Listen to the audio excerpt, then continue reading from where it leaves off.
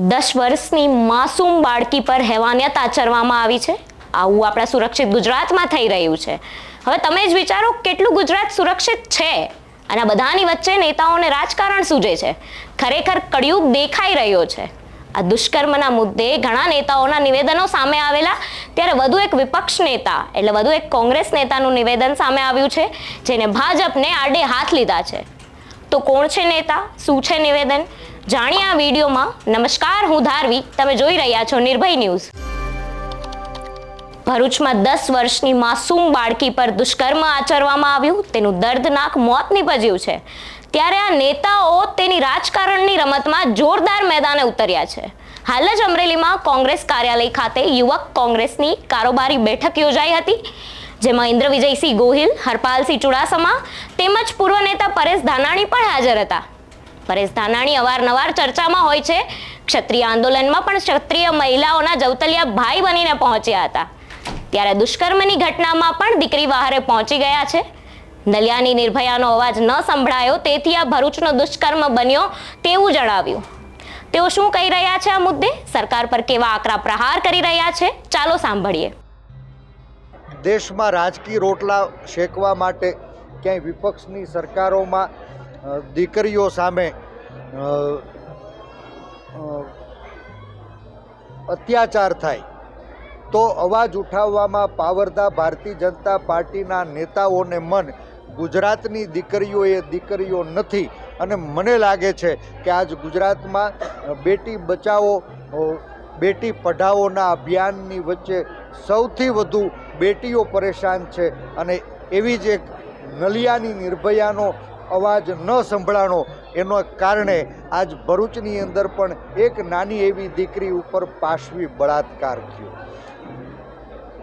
નરાધમો બેફામ ફરી રહ્યા છે, નિર્ભયાઓ થરથર કાપી રહી છે। ત્યારે આ ગુજરાતની નારી શક્તિ આવતા દિવસોમાં સંગઠિત થઈ નારી સન્માન માટે, નારી સશક્તિકરણ માટે આગળ આવશે, સંગઠિત થશે, અવાજ ઉઠાવશે, અને અવાજ કોંગ્રેસનો અવાજ હશે એવો મને સંપૂર્ણ વિશ્વાસ છે। નારી શક્તિનો અવાજ ઉઠાવશે અને આ અવાજ કોંગ્રેસનો હશે। આ નિવેદન સાંભળીને મારે તેમને એક સવાલ કરવો છે કે શું તમે દીકરીની મુલાકાતે પહોંચ્યા હતા? દીકરીની સારવાર કેવી રીતે ચાલી રહી છે તમે જાણવાનો પ્રયત્ન કર્યો હતો? ક્ષત્રિય આંદોલનમાં તમે જેવી રીતે ક્ષત્રિય મહિલાઓના જવતલિયા ભાઈ બનીને પહોંચ્યા હતા, એવી રીતે આ દીકરીની સારવાર કેવી રીતે ચાલી રહી છે તેની સંભાળ લેવા કેમ ના પહોંચ્યા? તેમના ભાષણ દરમિયાન તેમણે ભ્રષ્ટાચાર, મોંઘવારી અને ચાલી રહેલી મંદીની પણ વાત કરી, અને મંદીની વાત કરતા સરકાર પર ઘણા આકરા પ્રહારો પણ કર્યા। તેમણે ત્યાં સુધી કહ્યું કે દારૂ વેચનારા ખુલ્લેઆમ ફરે છે અને વિરોધ કરનારા જેલમાં પુરાય છે। તો શું છે તેમનું નિવેદન, ચાલો સાંભળીએ।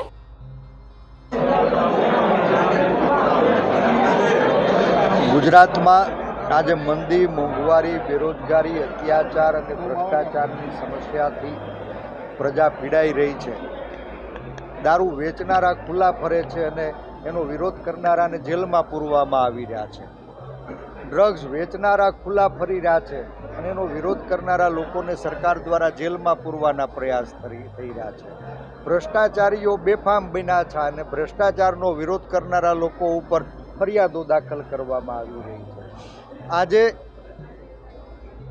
જ્યારે રક્ષક જ ભક્ષક બને એવી સ્થિતિ વચ્ચે પ્રજા પોતાની જાતને નિસહાય મહેસૂસ કરી રહી છે, ત્યારે અમરેલી જિલ્લા યુવક કોંગ્રેસ દ્વારા પ્રદેશ યુવક કોંગ્રેસના માર્ગદર્શન તળે તાલુકા અને શહેર સમિતિના નવનિયુક્ત પદાધિકારીઓ નો સન્માન સમારોહનું આયોજન કરવામાં આવ્યું હતું। મને સંપૂર્ણ વિશ્વાસ છે કે યુવાનો જ જે હવા સાથે ટકરાઈ શકે, પથ્થર સાથે ટકરાઈ શકે, તુફાન સામે ટકરાઈ શકે, એને જ યુવાન કહી શકાય। આ યુવાનો એ સામાન્ય માણસો, પીડિત માણસો, વંચિત માણસોનો અવાજ બનશે। સામાજિક કાર્યકર્તા તરીકે એના સુખ દુઃખના ભાગીદાર બની અને સરકાર પ્રેરિત પીડામાંથી મુક્તિ અપાવવા માટે સંગઠન ખૂબ મજબૂત બને એવી સૌ અમે પ્રદેશના આગેવાનોએ, જિલ્લાના આગેવાનોએ શુભેચ્છા પાઠવી।